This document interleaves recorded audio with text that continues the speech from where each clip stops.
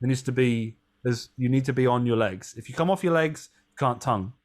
And that's why all of Reinhardt's routines are staccato instead of slurred. Everyone else goes and slurred.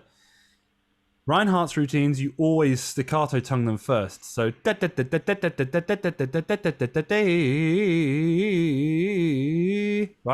And the reason for that is that you can slur not like when you're off your legs. You can kind of slur anywhere. You can do whatever you like. But you cannot tongue if you're off your legs. It doesn't work. You get this, there's an air pocket happens between the teeth and the lips, and you don't get a clean attack. So you have to be with enough pressure on your face, play properly. And that's why he got you to staccato tongue everything. Even if you're going da da da da da da da da da da da da da da da da, because you can go da slurred off your legs, but you can't go da da da da da da, da low, you know, with this set. So everything that I've been told about this, I'm just like, yeah, that makes so much sense to me. It's also logical, but the type thing is like, it's confusing. But as a teacher, I think it's really important because I know that I play different to most other people, and the way that some people play, like for example, a 3A, like Wayne, actually plays the trumpet completely the opposite to me. So when you're describing these, this is the amount of top, bottom. So for the sake of argument, we'll just ignore 1 and 2 because I don't want to confuse anyone. Very, very few trumpet players are 1 and 2, so don't worry. And the types, Reinhardt kind of got everyone confused. Type 1 is a dentist term. It's depending on how your teeth alignment are. But we'll talk about 3 and 4. Both type 3 and 4 are people we're at resting position. Their bottom teeth recede behind their top teeth, so you have an underbite, which is like pretty much all trumpet players. Yeah, pretty much all trumpet players have an underbite. It's quite rare to have an overbite. Sorry, yeah, I'm right, aren't I? Underbite, yeah. Overbite. Overbite is the top teeth over the. Sorry, apologies. Yeah, most people have an overbite. An underbite is type 2, and when the teeth meet perfectly like this, that's a type 1. And it's very rare. Both 1 and 2 are rare. An overbite, most people have an overbite, receded bottom jaw, right? Or at least the teeth recede behind the top teeth. And 3 is downstream. So anything 50-50 mouthpiece, lips in the mouthpiece, 60-40, 70-30, 80-20, and more top lip than bottom lip. And that means that the air goes down. Upstream is anything from, say, 60-40 bottom lip to top. So like you're blowing your hair up. And if there's more bottom in the top, that's what you get. So that's a type 4. So type 3 is downstream, type 4 is upstream, but they both have receded bottom jaws or an overbite. Now, the difference between a 3A and a 3B is that usually a 3A has a higher placement, so more top than bottom, but this isn't always the case. And as they ascend into the upper register, they pivot towards their nose, like this. And as they descend, they go towards their jaw. Pretty much all tuba players are 3As. And the reason for this is that the mouthpiece is so big, if they need to go low, and they're the opposite, which I'll get onto in a minute, and as they go lower, they push into their nose, right? They can't go any lower, but they can go higher, they pull down here. The reason tuba players are 3As is that to go lower, they pull down. A lot of trombone players as well, if you see them going to the pedal register, imagine where their teeth are, they go, whoa, and the teeth, the lips go like this, down. And as they go higher, they go like this, which is like Wayne, Arturo Sandoval might love it. Lots and lots of people are 3As like that. 3B is the opposite, like Brian McDonald, Chris Villabarbara, Alan Mazzuti. And what happens is it's 50-50 to about 80-20, probably 70-30 top lip, so downstream. And as they go higher, they pull down towards their chin. As they go lower, they push up towards their nose. Okay? So that's called pivot classification 2. We're getting a bit wordy now. I appreciate that. So 3As, downstream, and they go towards their nose to go high. and they go towards their jaw to go low, or their chin to go low, not their jaw. 3 Bs, downstream, more top than bottom. They go towards their chin to go high and towards their nose to go low. And if you do this, you can go C, G, and then C, C, and you'll notice that you'll feel a sort of inwards and upwards feeling going towards your nose if you're a 3A, or a downwards feeling if you're a 3B. Now a 4, like me, who's upstream, they always pivot towards their chin. They don't go up. So the reason I say I'm the opposite to Wayne is that Wayne is a 3A, so he has lots more top lip in than bottom, and he pivots towards his nose when he goes up. For me, I have a lot more bottom lip than top, and I pivot towards my chin to go up. John Faddis, Kat Anderson, Bud Brisboy, Doc Severinsen, Winton, all 4s. So it's kind of weird, but the beauty of this as well is that you can see different people, and of course within these types there are exceptions and there are like things that make it a bit complicated. But the beauty of this is that you can really get an understanding of what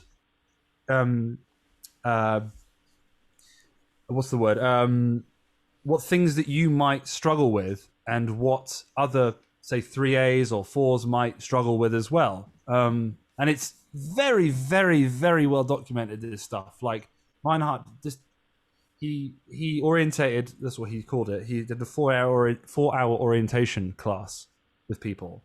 And he orientated so many people, and almost all the same problems came up with these different embouchure types because of teeth issues. Or you can also tell, even from like looking at people's anatomy, what they probably are. You know, like some putting the mouth. Yeah, sometimes. Yeah, it's really interesting. So anyway, like it's really geeky, but it's really comprehensive, and I feel as though it's really sad as well that it doesn't seem to have got the traction that I think we all need a bit of that, even if it could be sort of delivered in a bit more. It's not an easy read. I mean, I was I don't know, man, maybe 17 years old, 18 years old when Bobby Shue gave me the book. He said, take that home and read it, because there's a lot of great info in this thing and you're going to need to figure out some stuff for yourself. But I kind of like scratched my head in reading it and trying to understand the pivot. And of course I understood it in the incorrect way. And it wasn't until many years later that I got a little bit of a grasp of it. Now this provides even more of an insight to it. And I hope I've been like clear-ish, but the reason that it's also quite difficult is that someone else, for example, right, that had their own routine or they did something, they could go on YouTube, right, and they could go, right, do this, and they'll say, if you pull towards your chin, you'll go higher, or they'll say, if you blow harder, or if you breathe this way, you can play like this. It's really easy to make a YouTube video or explaining how to form an embouchure or something like that. I don't know, just like any thing that we've seen, or what your warm-up is. You should lip buzz. Should you? Some people should, but other people really shouldn't. I shouldn't be lip buzzing. It's not. It's detrimental to my chops. It's not a good thing for me to do. But for 3s, it's good. And so this is why it's a problem, because it's really difficult to teach this to different people at the same time. So if I was to give a lesson to someone on this, not that I feel as though I know enough about it to properly like diagnose all the problems that someone might have, but let's say you went to Chris for a lesson, who studied with Reinhardt for 8 years and knows pretty much everything there is to know about it, you would be getting a very specific prescription to your problems. It's a very prescriptive system. It's not like do everything in this book and you will be amazing. You know, there are some methods that are like that. If you have a problem, there are about 90 routines, and each routine will solve an issue. And if you have a fundamental problem, you set some boundaries you're not allowed to leave, and you work on them. You work on stuff like that, and that's why it's complicated. Because I was thinking about making a video about this, and then I thought, how can I make a video about this without confusing everyone? Because if I'm talking to a 4, and they don't know that they're a 4, they need to be told that they're a 4. You can figure it out yourself, but you risk messing a lot of things up as well if if you don't know. So you need to be typed correctly. And a lot of people have been messed up by being mistyped. So it's really complicated to know how to explain this stuff to people when it's not a one-on-one situation. If it's a one-on-one situation, or even like just the three of us, I could talk, a little bit to Paul about it, a little bit to Bobby about it. We could figure out like what it is that, your situation is, and we could go through it like that. But speaking to 40 people about it when there's probably 7 or 8 of each type in there, right? Just you need to talk in more broad strokes. I mean, it's and the problem is, like, some things do not apply to some types. No, exactly. But it's also the beauty of why it's so good, because it's like tailored specifically to you. And there are some people like, I had some lessons with people that were 3As, and what they were telling me to do wouldn't have worked. It wouldn't have worked for me to do that, because I play the trumpet in the opposite way, and that's fine. But at the same time, I can learn something from them musically, or I can learn from them, like there might be like a little light bulb thing that they can give me, but at the same time, what they're doing is different to me, and that's also okay. It's just anatomy, and something that people, I feel as though, don't talk about enough, and I didn't talk about it enough until I started realizing these things. So sorry, Paul's asked the first question about. No, this is fine. This is how it goes, but it's fascinating. So let's just continue this, because I know, like you said, you get asked about this a lot. I'm happy to talk about this forever if you like. Well, I'm curious about. Wait, I need a beer first. Oh, I didn't show you my new trumpet. A friend of mine went to Mexico, and he brought me a really cool new trumpet. Yes. This is like, yeah. It's almost gone. This is a is that tequila? Tequila Trompeta Mexicana. It's called. Oh, yes. That's brilliant. And it doesn't matter. I like how it's just sat next to your desk, just there, it's ready whenever you need it. Yeah, absolutely. Oh, he's talking about Reinhardt again. All right. Well, you don't want it to get too far away. Yeah. Exactly.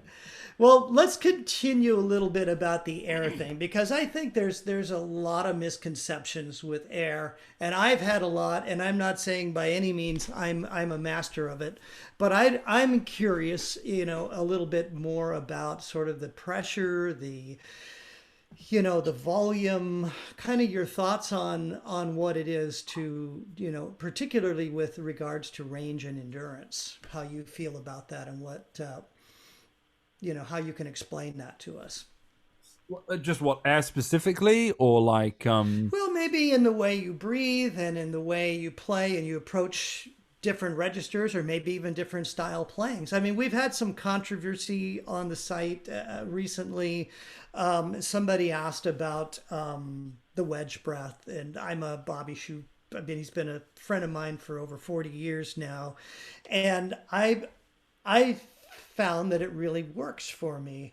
Other people maybe feel like they're using too much. I think they mistakenly feel like you got to play like that, even if you're playing in the low register, even if you're playing a legit thing or whatever. That's more of a system or a method of playing in a high compression fashion as opposed to playing down low. I'm just curious as to maybe how you do things. So I'm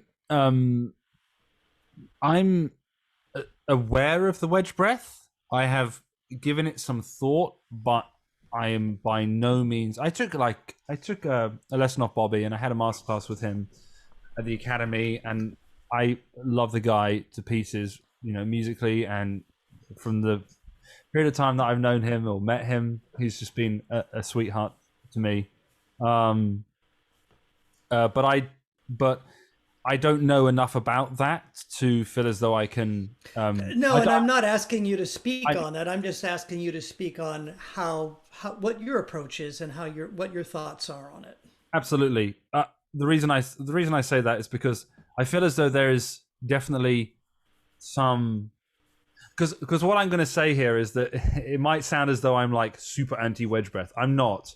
I just feel as though people put too much value on air, just generally, like wedge breath or no wedge breath. I feel as though so much more can be accomplished if we focus on other things. If the air is right, then that's going to make things easier. But I find it quite difficult to, like, you don't need very much air to play high. Like, Well, you actually play less. let's just start. I'm sorry for interrupting, but let's No, go just for it. start with what you said. You said when the air is right. So, what is your definition of when the air is right? Well, this is the kind of spiel I used to give before the Reinhardt stuff on this thing this idea I developed. It's nothing groundbreaking, but I think it kind of explains how we need to play, based on having this environment here, right? Everything sort of past the neck up is your environment, and your engine is your lungs, effectively, and how the two work together. And if we create an environment here for when the air goes over the lips, that a specific note is made or frequency is made, then that is the environment that is necessary to play that note at that volume. And that's kind of all there is to it. I'm not saying that, like, oh, there we go, cool, you can now go and play high, because you have to figure that out. And that's why I believe the upper register is a discovery rather than like a muscle building exercise. It's not something you sort of grow into it, but only through a series of light bulb moments, more than like, oh! And that can be proven because you can play double C with basically zero air. You know, is the air being compressed? Yeah, I'd say that the air column is shorter, but there's so much more going on here than what needs to be done. I don't know, like my horn.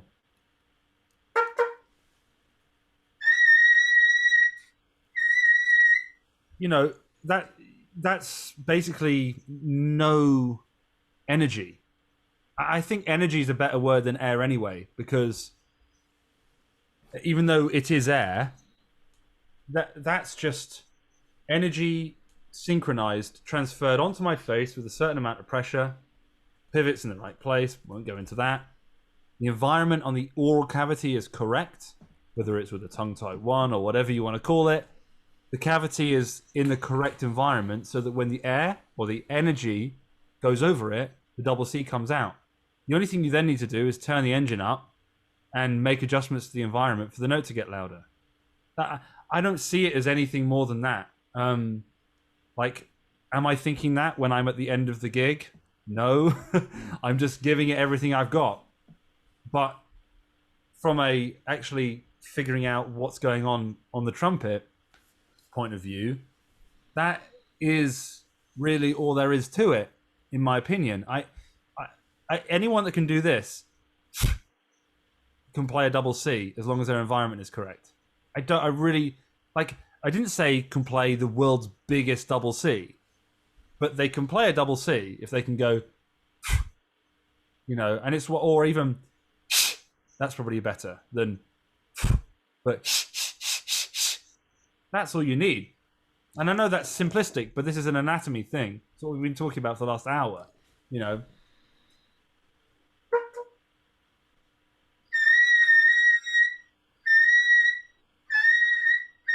And that's breath attack. That's the other way to practice it, is if you breath attack the double C, then you don't give your tongue, like, you don't cheat with your tongue.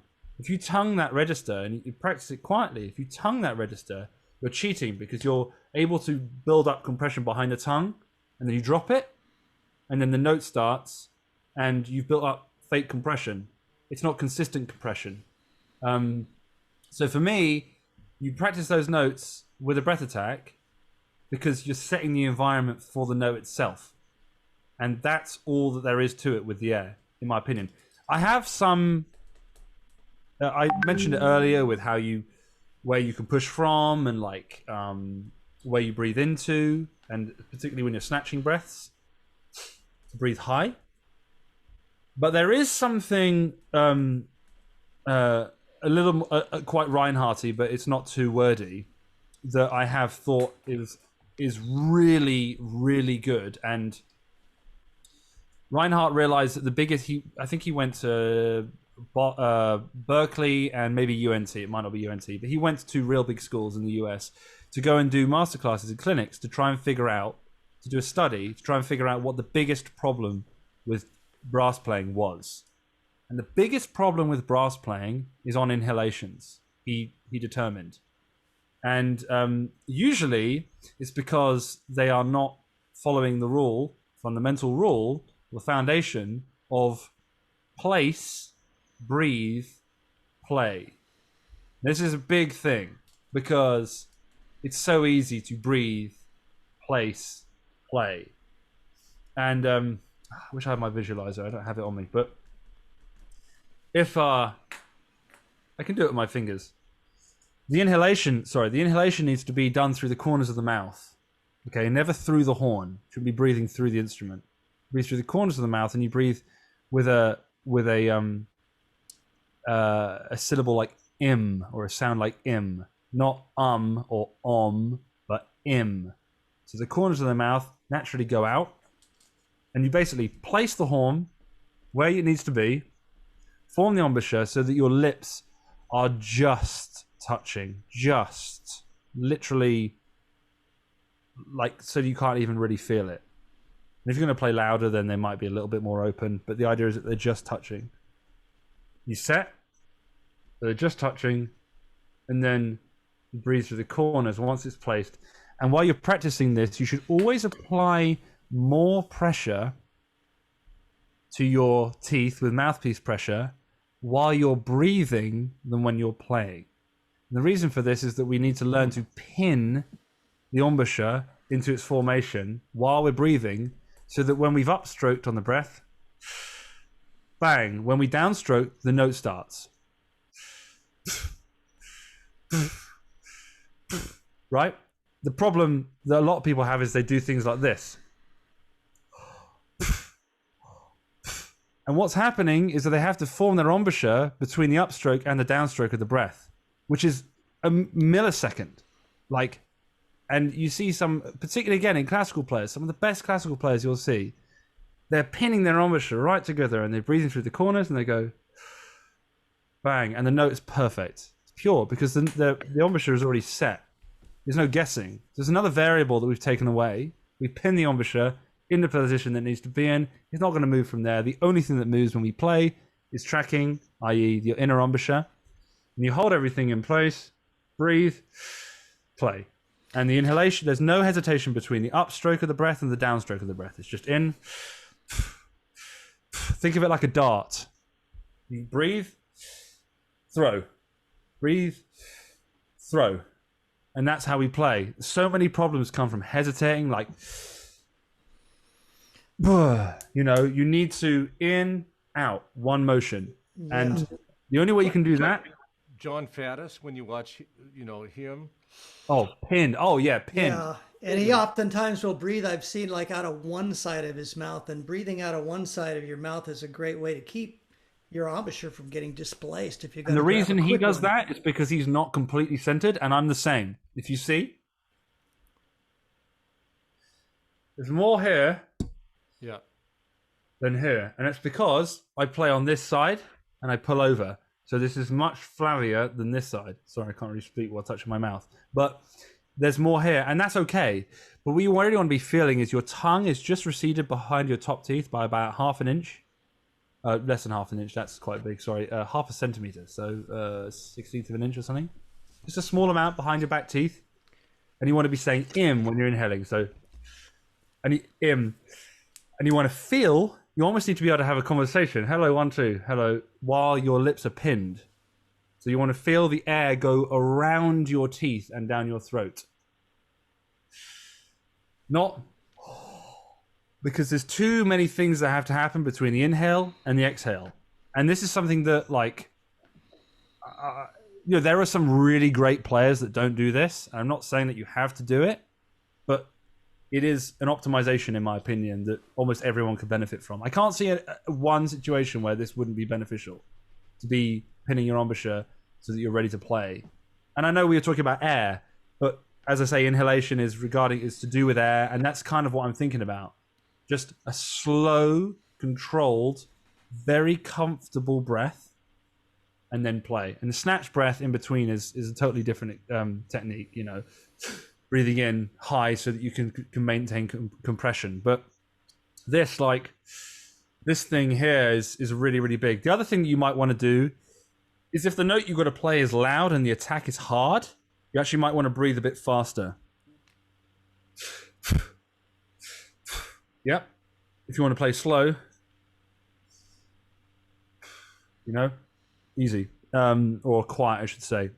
And the other thing is, and this is kind of obvious to me, as in not obvious to me, but like, sorry, it's something that I feel should be said when before I learned all this stuff, before all of that, the only thing I'd ever talk about with air was just breathe for as much as you need for the phrase.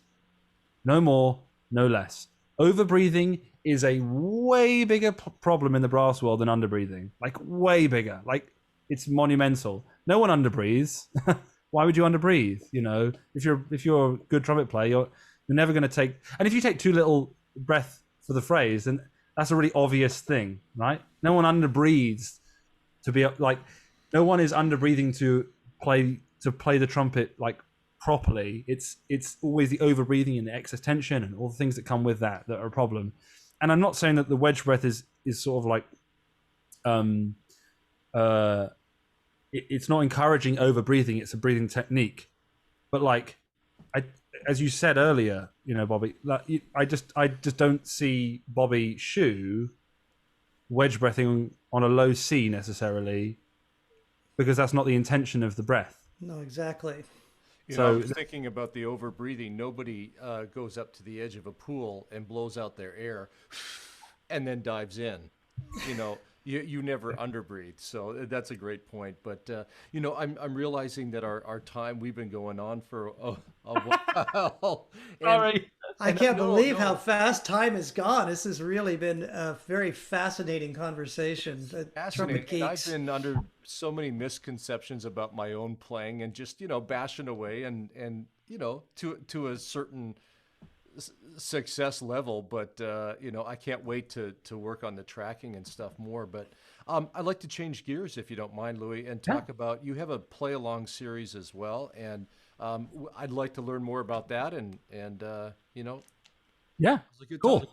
So in 2017, Callum Owl, who's like I guess you call him my house arranger, but he's actually my best man, and we're very close. And he's fantastic trombone player, really amazing, and an unbelievable arranger. He'd written a bunch of music. He's always writing anyway, just for fun. But he'd written a bunch of music that we got recorded by some of our favorite musicians. And the idea was to basically just make a book of play-alongs for people. And we recorded it years ago, like 2017, 4 years ago or something, and just sort of left it on the back burner for when we were kind of free. And it was just going to be something, he sort of paid a bit of money out for it, we kind of got all of that side of things out the way. The recordings were in. We actually took some video, which never got released, but it's there. Maybe I'll do something with that at some point. But, you know, the idea was to do what I did with my record and release one every month and all that. And it just didn't sort of come about like that. We ended up just keeping it on the back burner and saying to each other, right, when we have a spare minute, we'll do a bit of work on it. And then when we have another spare minute, we'll do a bit of work on it. And then COVID hit. So we're like, oh, we've got more than a spare minute, a couple spare hours here. So I mixed it all and put it all together and got it all ready, and we got some artwork and designs. And the idea of the book is called the Ultimate Big Band Toolkit. And I would call this the advanced series. We are in the process of making an intermediate series for sort of high school to younger college ages. And actually really for everyone, because it's kind of written in the standard of kind of good sort of like sort of Sammy Nestico type vibe, right? Like nothing really goes. This isn't the case for Sammy, of course, but like nothing really goes above a high D in the intermediate one that we're doing. But the idea is that like there's every style of music there, 10 tracks, same sort of idea. But the advanced one we recorded 10 really rock solid, difficult charts for everyone to get their teeth into. It's available for all 7 instruments of the big band. So you've got drums, bass, guitar, piano, sax, trombone, trumpet, and you basically get a book as a PDF, and it has all the charts. It's got loads and loads of like notes, tips on like listening in the big band, and loads and loads of different things. Some things for horn players, some things for rhythm players, but all the tips are in all the books. And we wanted to do that because we felt as though it's really important for rhythm section players to understand what brass players have to go through, but also like what they're thinking about. And then also in the brass playing book, there is still some rhythm section notes here and there, so that brass players are understanding of what communication is going on in the rhythm section. And there's the hierarchy of the sections in there and all that sort of stuff that's really cool. And then we basically go from like kind of 1920s style Cotton Club vibe every decade right up until I guess the 2020s or the 2010s, with like a kind of sort of power shuffle type track, which is really, really cool, called Simon Says. And it's got some really cool solos on it, and you can do a version with the muted solos. You can play solos yourself, and there's like in the trumpet book, I think there's trumpet 1 for everything, obviously, but then there's also some like trumpet 4 parts where you have like the solo part that you can play, and maybe the soli that you play with the tenor saxophone and the trombone, and you can play it with your friends or whatever you want to do. But it's a really good opportunity to kind of gauge what we said about this book was kind of, particularly maybe for some of the younger guys in there in this group. If you can play everything in this book, you can be a professional musician, commercial musician. Everything that you need to be able to, like, I can't play everything in the book like properly, but like I mean, unless I'm really, really focusing and sitting on it. I find that hard to believe. It is pretty hard. But the thing is, there are some bits that are not hard, and then there are some bits that are really hard. And the idea is that you can kind of work your way through it, and you scuffle your way through some of the more difficult stuff. And then as you sort of practice it a bit more, if you can get it all down together and you can play one of those charts, you can be a professional trumpet player. That's kind of the way we see it. We see it. It's basically there's the National Youth Jazz Orchestra in the UK, which is a band that pretty much every commercial musician in London went through. It's been going for over 50 years now, and you can be a member all the way up to the age of 25. So even at sort of 17, 18, I was playing with people that were much older than me, much more experienced, had already been in the scene, basically. So it was really great. You got paid for the gigs and things. It was an awesome experience. But the music was written by everyone in the band. You can imagine how hard some of the charts were, written by 21-year-olds, really trying to roast people. So that was kind of our baptism of fire, if you see what I mean, for everyone. And we wanted this experience of the Ultimate Big Band Toolkit to be similar to the experience we had in Nijo, where you were kind of making it, but at the same time you're sort of scuppering because there was always something to learn. Don't want it to be sort of boring. You kind of play it through and you're like, oh, wicked.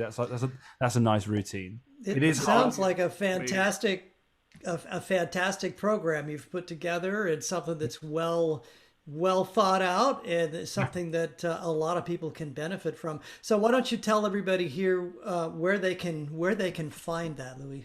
Yeah, cool. So you can go to my website at louisdowdeswell.com, and then you should be able to go to the store, and then it will be in there. There's a drop-down list with which whatever instrument you like, and it's a really, really good deal in my opinion. It's I think it's £19.99, which is probably about $26. And for the content you get there, that's kind of half the price of an average lesson. So I feel as though it's worth a punt anyway. So I appreciate the guys for giving me an opportunity to advertise that. But it really is a cool little thing that we did, and we plan on doing more of them because it's been pretty successful, this one. So if you get this one, and there should be another one coming out at some point, and we want to kind of maybe churn some of these Well, out. when you get your new one out, we'll have to bring you back, and we'll have to talk about that some more and continue this geeky trumpet conversation we've been having. So I know we're just about out of time, so I'm going to say cheers to you, Louis. Yeah, cheers, you guys. And thank you, Paul, for being here. And thanks so much for being here and for all your insight. We're all, I think I speak for everybody when we all say we are big fans of your playing and wish you continued success. You've got a long way to go. You're a young whippersnapper here, and we're excited to see how your career develops and all the great things you get a chance to do. So thank you so much for being here with us. We really appreciate it. And we'll look forward to seeing you on the next one. Amazing. Thank you so much, guys. Really enjoyed that. Thank you. you.